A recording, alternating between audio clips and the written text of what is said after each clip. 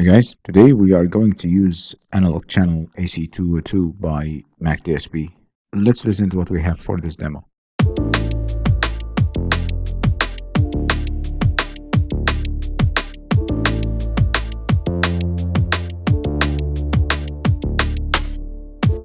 I am going to set my input to +4 and reduce my output to match.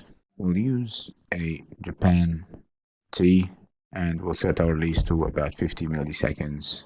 Do about 10% bump, just 10%, not too much.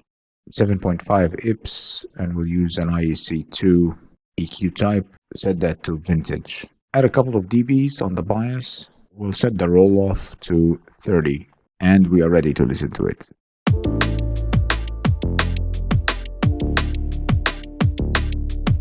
Here's before.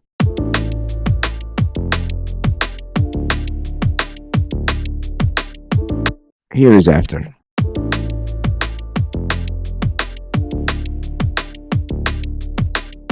Try it and let me know in the comments what you think.